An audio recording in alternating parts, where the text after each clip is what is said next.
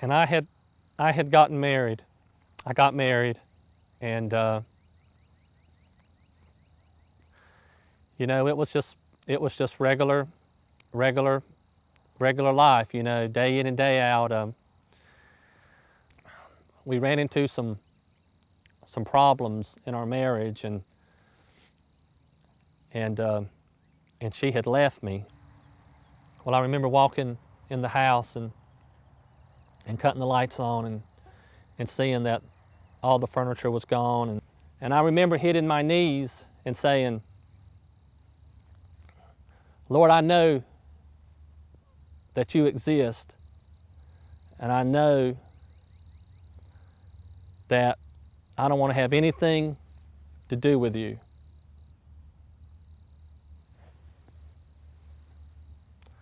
And I hit my knees and I said, all I want right now is I want success, and I want to move up, and I want everything this world has to offer me.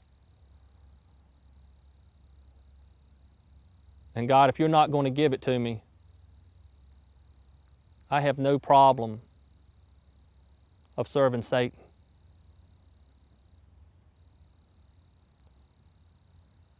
And I hit my knees and I vowed that I would never have anything else to do with God.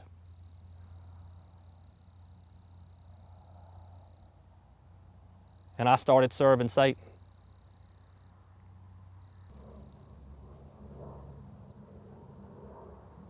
I felt like I had everything that I was desiring.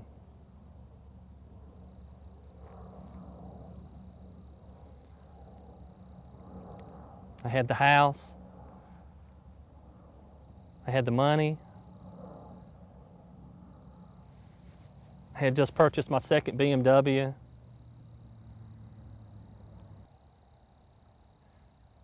This guy opened up a garage right in front of my office.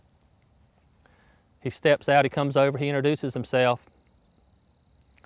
He asked me, was that my BMW in the parking lot? I said, yeah, that's mine.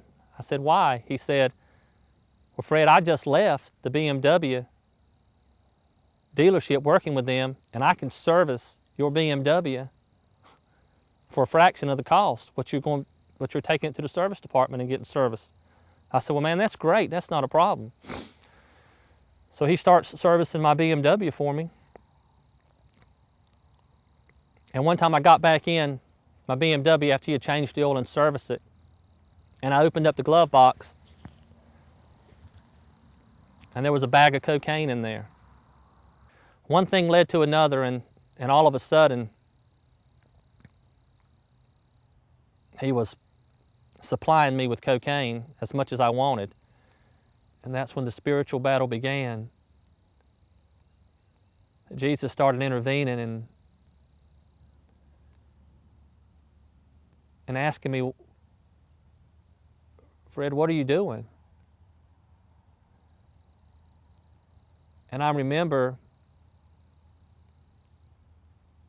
thinking in my mind that I've got to stop this, and as soon as I get through with this bag, I'm going to stop and I'm going to try to get my life together. Well, it didn't happen that way. I remember hitting the ground, and at first I was on my knees, and I don't remember how later it was, but I do remember somehow I was on my back, and I was just bleeding, and just blood was everywhere, and I remember looking up and seeing Jesus. And then I had that same feeling that I had when I was in the car, when I hit that curve at 90 miles an hour. I just felt like I was just comforted. I looked up and I said, Jesus, if you save me from this, I promise you I'll accept you as my Lord and Savior, and I will serve you all my days. I do know that's been over 13 years ago, and what has Jesus done for me since then is is just so awesome. But has it been a paved road in gold? No. Ups and downs.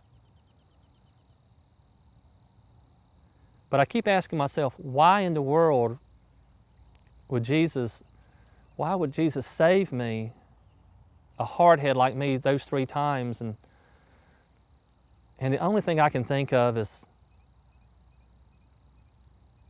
that if you are hearing this testimony now and you are lost and you're addicted to whatever it is, it could be drugs, it could be alcohol, it could be anything, gambling.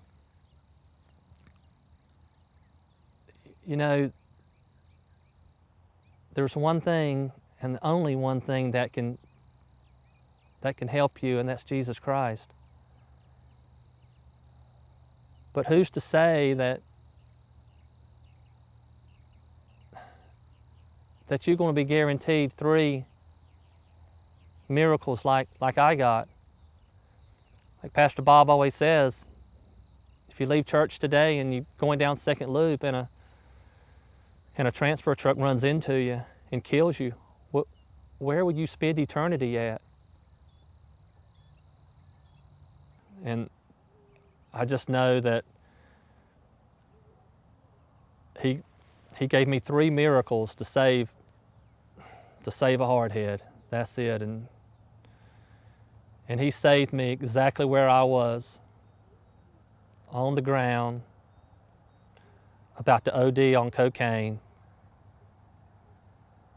serving Satan. That's about as far as you can get. But yet he saved me. My name is Fred Gore, and this is my story.